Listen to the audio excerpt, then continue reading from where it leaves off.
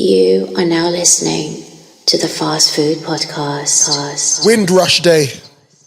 75 years, man. 75 years since our ancestors stepped off the Empire Windrush on the 22nd of June. Believe 492 people. What's that? 48? 1948? Is that right? 1948.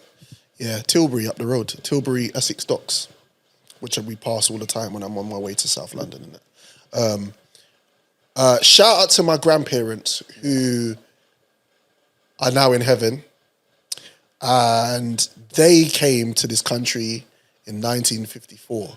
Nice. So they came a little bit afterwards. I spoke to my mum about this as well, and she said that she was actually, her dad, my granddad, came here before she was born to set up life. Yeah. Then my grandma, her mum, gave birth to her and left her at 8 months in Jamaica.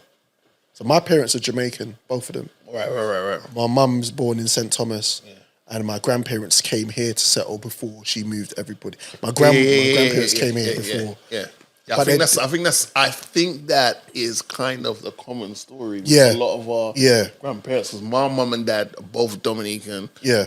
But then from an early age, once everything was patterned over here, they then came over here and set up life to the point where their first passport probably was a British passport. Right. You see what I'm saying? So your first generation? Yeah.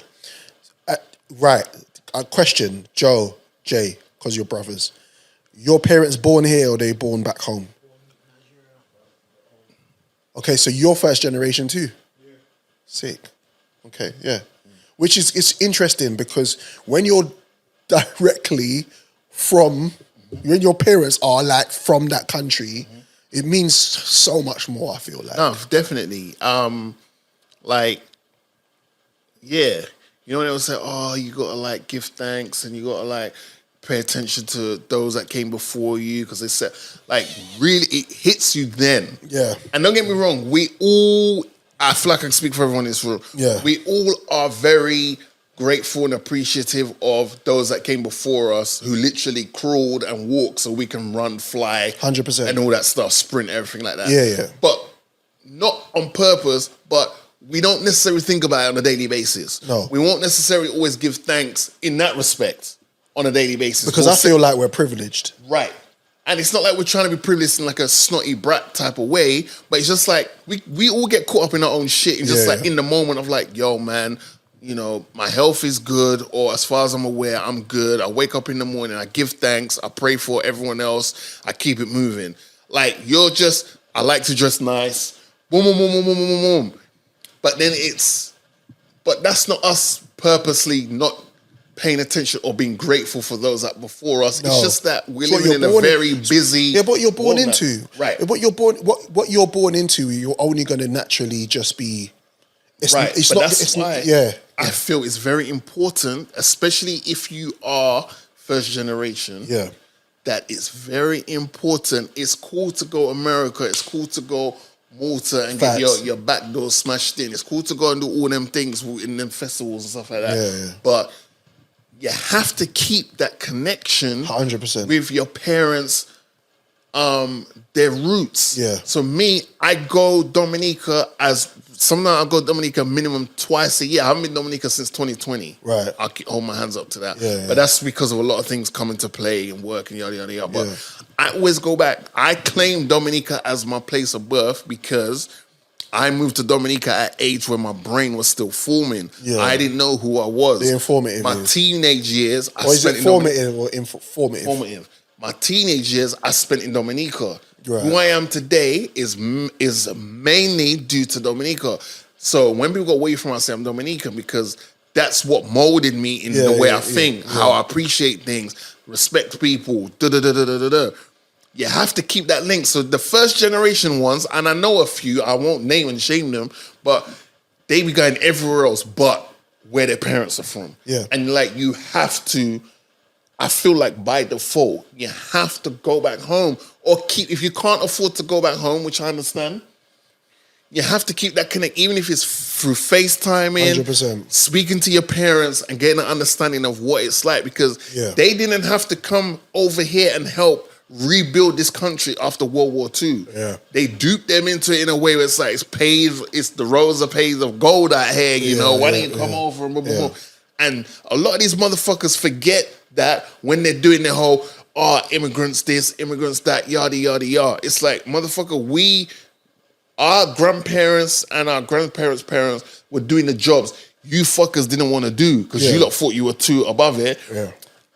In World War II, who in their right mind is leaving sun, singing sand, fresh fruits, all this? And remember those days, shit was in its most natural form. But you got to remember this, and this is why I totally agree with you on one side where you need to talk to your parents, you need to talk to your elders and get an understanding and ask them about the things they went through. On the flip side of things is the life that my grandparents built here was better, and I tell you why.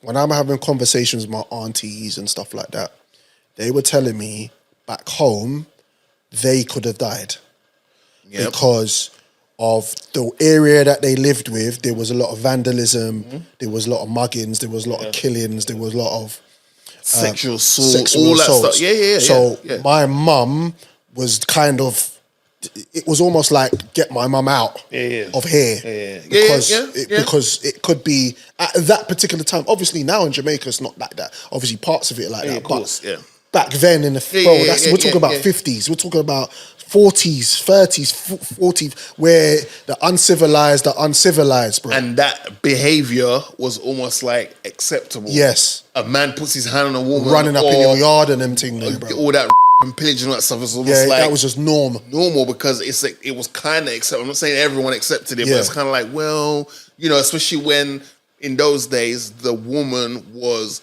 more or less told, this is the blueprint of how you're meant to be a woman in the household. Yeah. And a lot of, let's be honest, a lot of fucking was being done with on our grandfather's side or great-grandfather's side and all that, but they didn't know better and they thought that was the norm. Yeah. But now, when you look back on it, it's like, raw, that's not, that can't run. Yeah. But obviously, it's the more you know, and hindsight, and this and the first. So I totally agree. So I don't know. This is why this is why these conversations need to be had. I don't know why. Obviously, when Great Britain had World War II and they needed help from us to help them rebuild the country, they encouraged us to come here with incentives. Yeah. But at the flip side of it, obviously some people stayed and some people came over because they felt like this is a better way of life. Yeah. Now, again, trickle effect down, first generation, I can sit here at 46 and say, my life's been cool, man.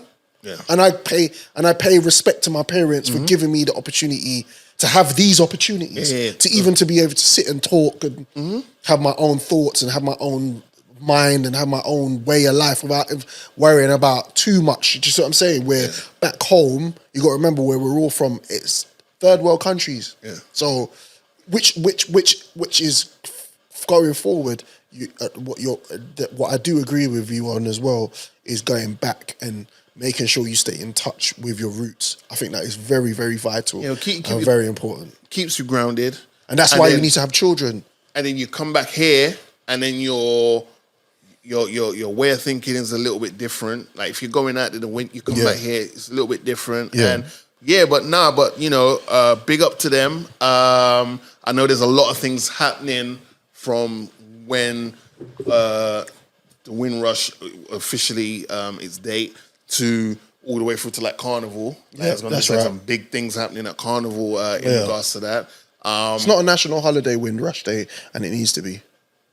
I feel like if there is going to be an additional holiday in the year, I feel like that should be it. Yeah.